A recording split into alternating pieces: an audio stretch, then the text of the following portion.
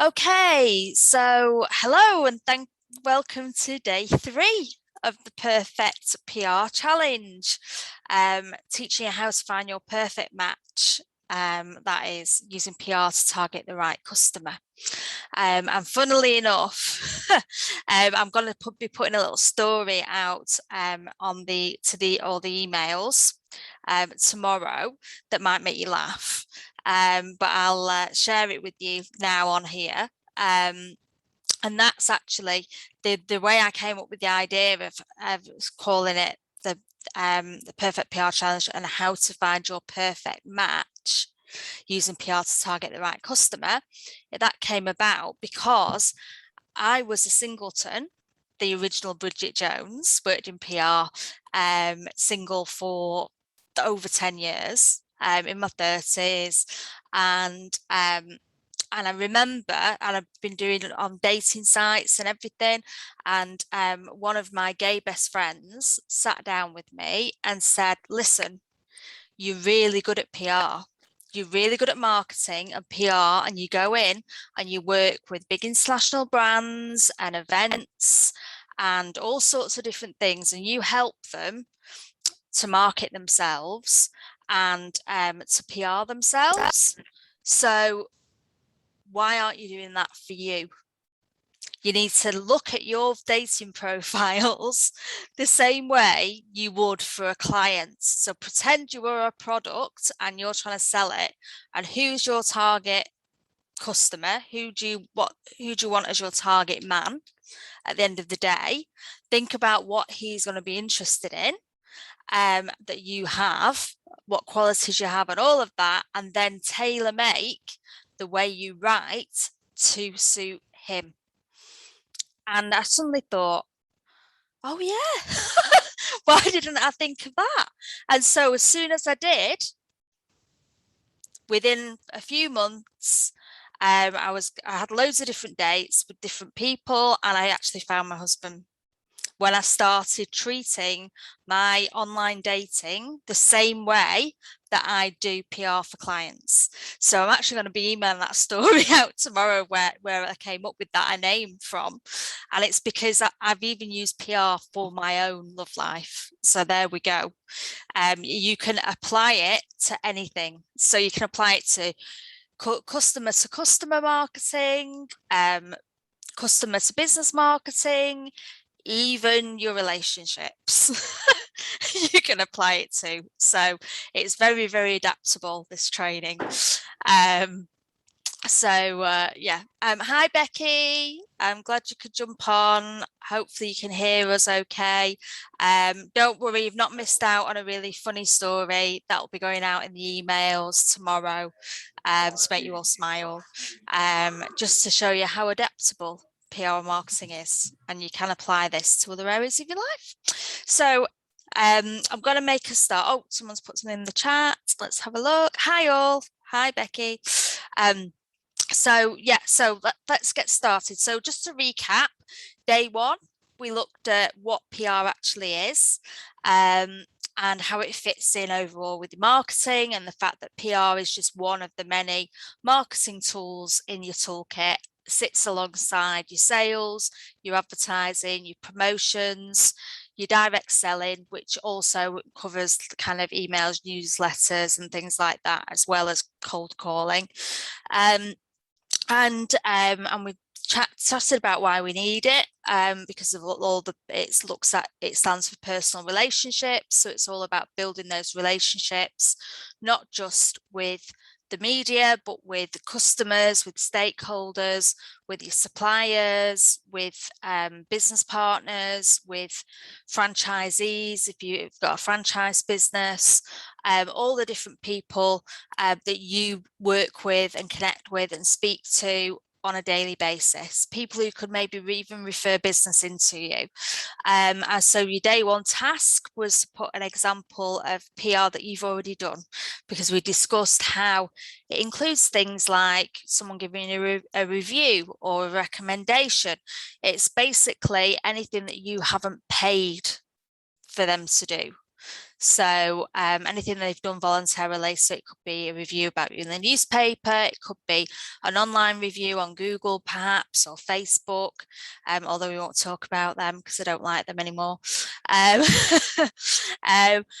so it's good to give an example of something you've already done, just to show that you're already doing some of this stuff already. It comes naturally because we're social animals, so we naturally will recommend things to others and work together in a collaborative way. And then day 2, yesterday we explored the who.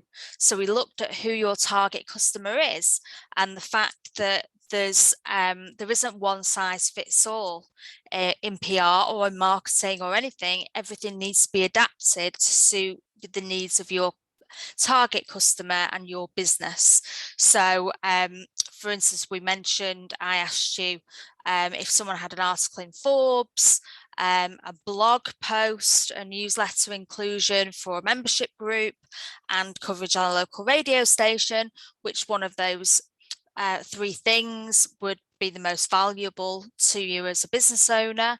And the answer you quite rightly said was, it depends which one of those has the most influence on your target customer and the end user in order to drive sales into your business. And one of you, I think it was Sarah, quite rightly said that a blog would be quite valuable because it's an evergreen thing. As long as they don't take it down, it could be on the internet for a long time, which is equally valuable. So we looked at who the target customer was, and your challenge for yesterday was to look at who your target customer is and think about what they do, what they like, things they enjoy, as well as the media they consume. So what magazines do they read? If they read magazines, do they read newspapers? Do they do things online? Just to find out where they consume information. So do they watch TV programs? Do they listen to podcasts? What are they doing day to day? Because that will really help. So today's session, we're going to discuss the where and the how. So we've done the what and the who, and the how. So we need to look at where we're going to find them. So this is something that you were researching yesterday, looking at the who and what do they do, what do they like. We now need to think about that media that they are reading and consuming, to work out where we need to ideally be. Who do we need to write about us? Who do we need to feature us? Ideally, whether that's a website, whether that's something in print, we need to have a think about these things. One thing that I would say is, once you've identified the media that you want to get into, so say if you are a very geographical business and you want to get into the local newspaper, for instance, and you want to pitch them a story to get you in there, what I would really recommend is that for 2 weeks before you even contact them and target them, for at least 2 weeks. Obviously, if it's a weekly publication, 2 weeks at least. If it's a daily publication, I'd still say to read it for 2 weeks because they have different themes each day. If it's a monthly publication, read that publication for a couple of months to get an idea and a feel for what kind of articles they like writing about, the style maybe they use, some of the wording they like to use in there, to see if it fits with you and your product and your brand and your target customer as well. Because we already think that our target customer reads these things, but by reading them ourselves, we can get a real feel for, oh, actually, I thought he'd be reading that, but maybe now I've looked at it, maybe I don't think he does. Maybe he'd read more like to read something else instead. So take a look, see what they're writing about already. And you need to think about, there's kind of 3 things really. You need to think about what your target market would be interested in reading. So what do you do? What do you offer that they would find interesting? So for instance, Judith does preserves. And it might be that her target market, she's done the research and they actually like maybe an organic range because, and maybe it's grown locally and maybe it's that locality and things like that. So maybe her end user would be interested in a feature where she invites the journalists to come down to the farm and see how like the berries are being picked and how they're being processed and take them through that journey, that natural experience. Maybe that's something that they'd be interested in. Maybe they're more interested in a recipe of what to do with the product at the other end, like a cake or a jam tart or something like that. So maybe it's more of a recipe idea that she's floating with the local newspaper. You get that idea, you think about what your reader would be interested in reading, because what you want to do is think of an article that they would find interest in reading. But then the second thing is you also want to think about what the journalist or the editor of that publication would want you to give them. What information would they like you to give them? What can you do that they would go, oh, wow, yeah, we've not done a feature on this before. And actually, yes, she's right. That does appeal to our target audience who's reading our magazine, which is clearly obviously her target audience, but they just care about their readership and what their readers want to read and what will sell newspapers or magazines or whatever.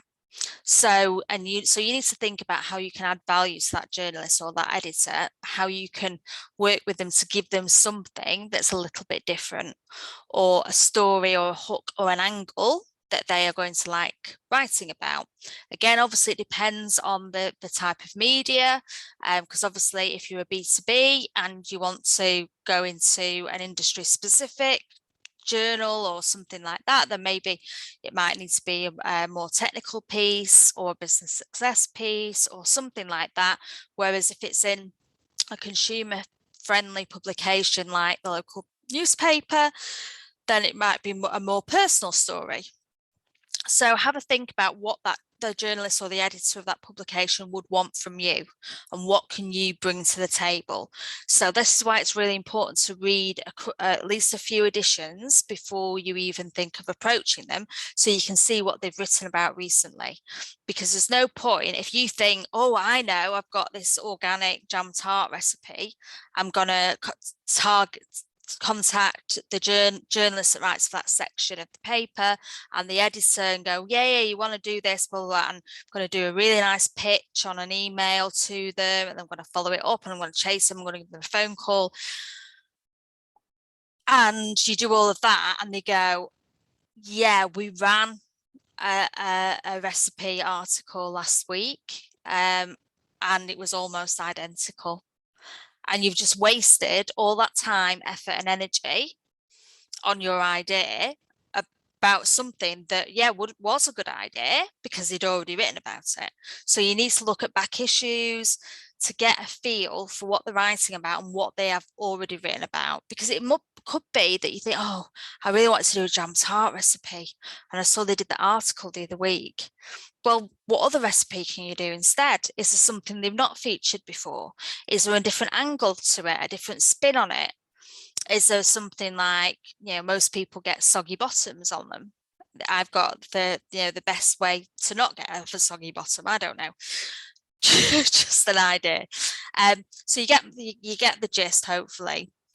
So you need to think as well, because at the end of the day, it's all well and good giving them the editor what they need, what they want to write about, giving your customer what they want to write about. But at the end of the day, what do you want? And what you want from your PR usually is one of two things that someone would want. They either want to do the PR to drive their sales objectives and get more leads into their business that they can convert into sales. That's usually the main one.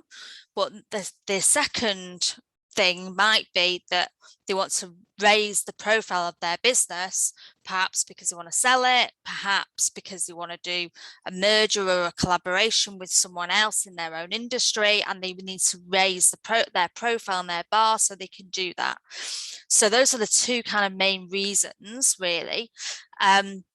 So think about what you want, and also think about the USP. So does everyone know what a USP is in marketing?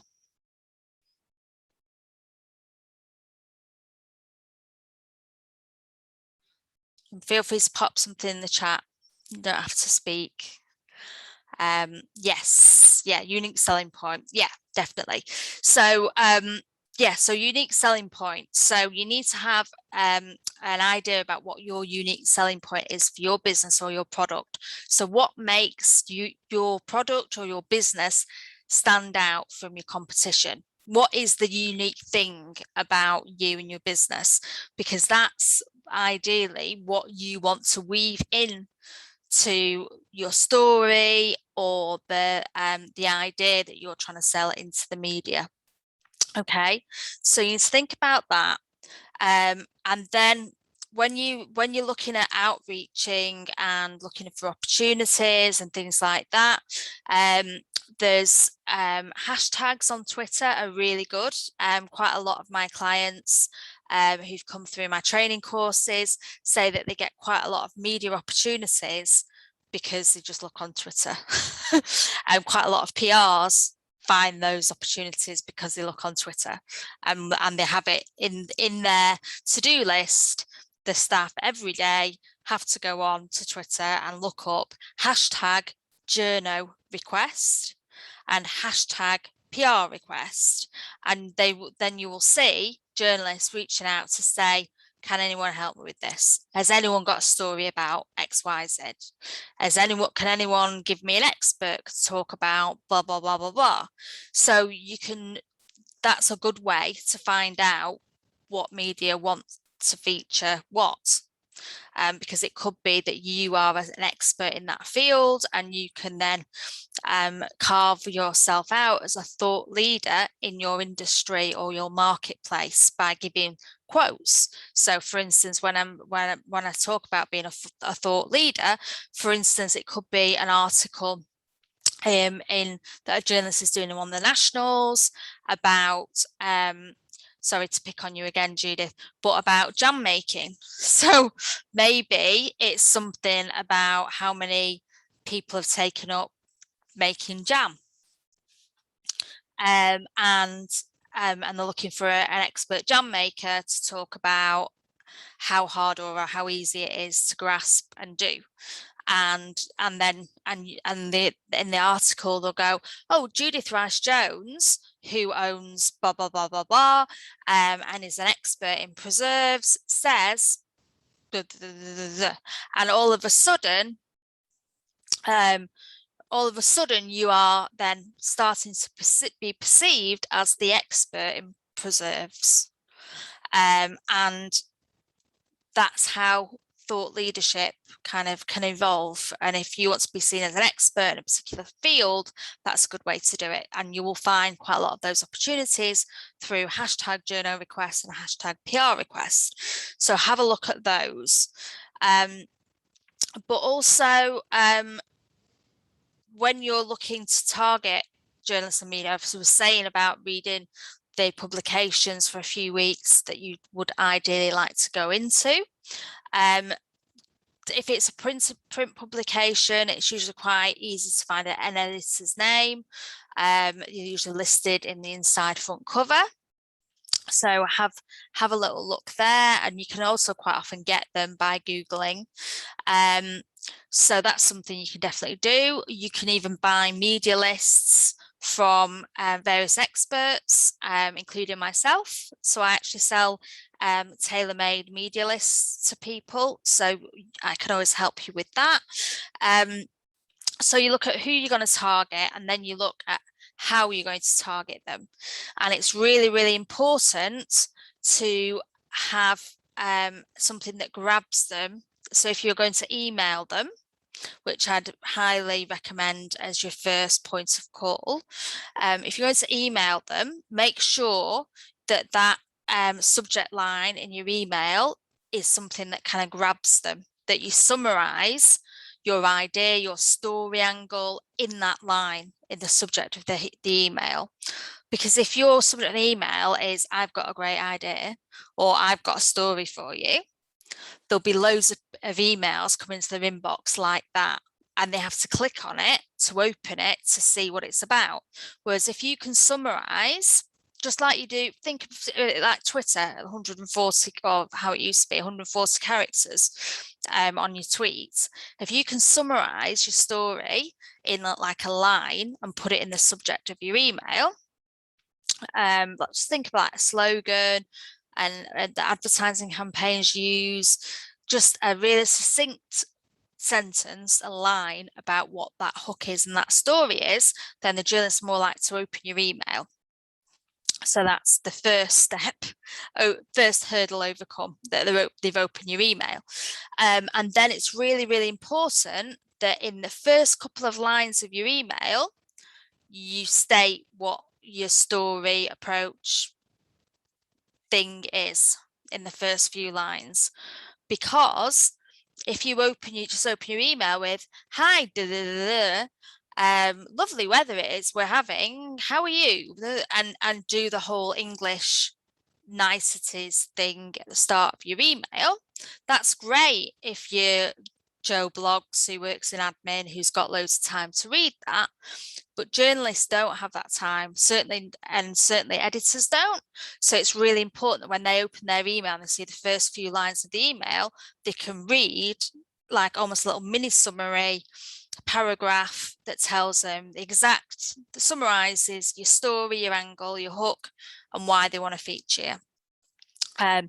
So that's really good, and just summarize it, and even just include it in bullet point form if you want. You don't have to write a long, really well worded press release necessarily. You can just do an email with key bullet points, and the journalist will take a look at it, the editors will take a look at it, and if they're interested, they'll ping you an email back. But it's really, really, really important before you go to anyone with a story idea, an angle, or you've just launched your business, so that's the hook because it's a new business launch for the business section of the local paper. Before you do any of that, make sure you've got the images to go with your story. Back in the day, like 15 years ago, that wasn't an issue because the publication would say, when can I send a photographer over to take some images to go with the story? This day and age, no one's got any money for that. The photographers, they will pay and send out, if it's a celebrity or something like that, then they'll pay for it. But otherwise, you need to get your own photography done, and you need to get some really decent shots, product shots, business shots. If you want to be a spokesperson and it's shot about you and your husband who've set up the business, or you juggling being a mum and running your business, or whatever the story is, you need some pictures to back that up. Because without quality, high resolution images, they probably won't feature you, because they're trying to sell newspapers, they're trying to sell magazines, and in today's world, everything is very, very visual. So images are really important. Video, if you've got a video of something, like I was mentioning before about processes, how you make something or whatever, then that might be valuable. That video footage, anything that will help the newspaper or publication, if they run your story and pop your image on their social media feed, will their target audience, who are hopefully your target audience, click to read more about it? And will that drive them off the social media platform and onto that editor's website? Because that's what they care about, because their advertisers will care about that and they'll get money from that. So these are all things to be mindful of and aware of. And your photography, don't put your logo in the corner of it at all, because the media will not run that image. It needs to be logo clean. It might have a logo because there's one on a jar or something in the background, but it can't be obviously you holding it up with the logo going, because that will be deemed as advertising, and then they'll go, yeah, we can run that, but you're gonna have to pay for an advertorial for us to run it and include that picture because it looks like an advert. Yeah, so hopefully that all makes sense to you. Has anyone got any questions for me about any of that? Because I'm conscious that I have thrown quite a lot of information in your direction. So please let me know if anyone's got any questions or anything they'd like to ask me.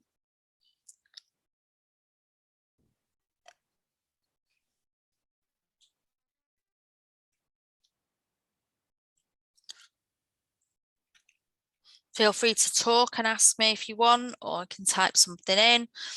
Hopefully that's all made sense, but pop some questions in if you want me to answer anything else. Your homework for oh, here we go, Judith. Such a lot to take on board, but makes so much sense. Yeah, there is loads, Judith. And obviously, if you came onto my course, we'd go into loads of detail about each of these stages, and like the USP thing, that's like half an hour on its own, really. So it's a lot. It is a lot to take on board. But all I'm asking you to do for your final challenge task, I'm not asking you to do all of that, don't worry. I'm just asking you to think about the where. So I want you to think now of where you want your business or your product to be featured. So what magazine or what newspaper? You only have to think about one at this stage, but name it, read it, have a look at where you think you might be featured in there, and just post details of that in the final challenge. And I just gave you that extra information in terms of where to find the journalists who are looking for stories and how to write an email to them and things like that, just so you've got that extra knowledge so that you can kind of hit the ground running if you wanted to get started with this after these 3 sessions, because I'm very conscious that I want to add value and help as many of you as possible to actually implement what I've taught you these last 3 days, to actually make a change immediately within your business. I want it to initially have some kind of impact, even though we've not had a lot of time together. So I hope this will do that. And feel free to ask me any questions in the group.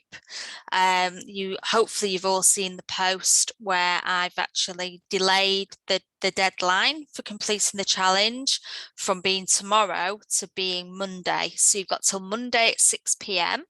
to complete all the challenge items and post your answers to the challenges in the threads in the group. But also, feel free to ask me any questions in there.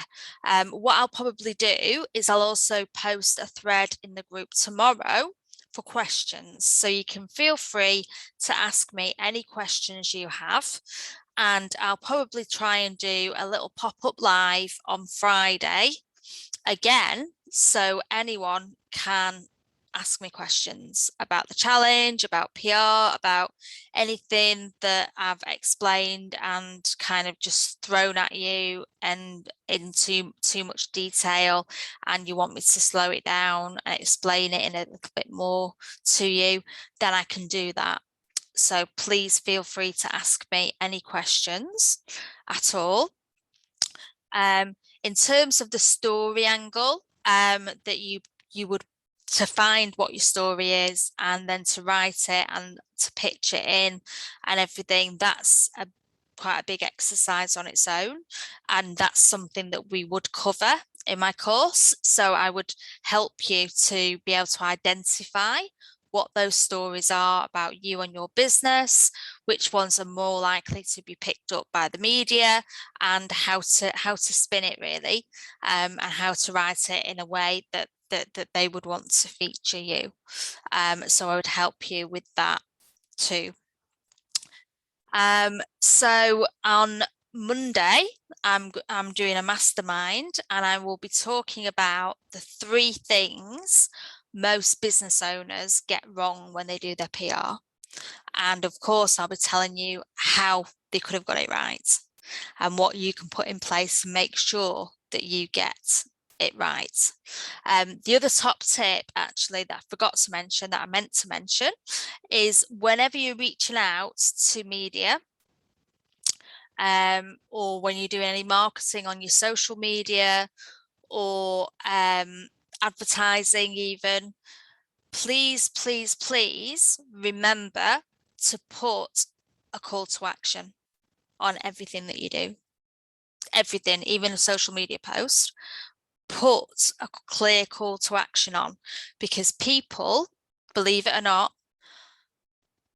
are so busy these days, they won't necessarily automatically know what you want them to do. So on your social media posts, put book now, a link, put click to register, link in bio, put like, share and follow, like and tag a friend. Those are obviously social media examples, but in your advert, you need to tell them what you want them to do. You need to give them some direction of buy your tickets here and then a website, or call into our shop anytime, or our restaurant is open between these hours. Please come in, and no need to book a table. And the same goes for your PR and your stories and your outreach to media. Make sure you've got at the bottom of your article, your story, a call to action to say, you know, my jam can be bought in the following retail places, blah, blah, blah, blah, blah. More information, click on my website. It's not, it seems really obvious when I talk about it, but you'd be surprised how many people make that mistake.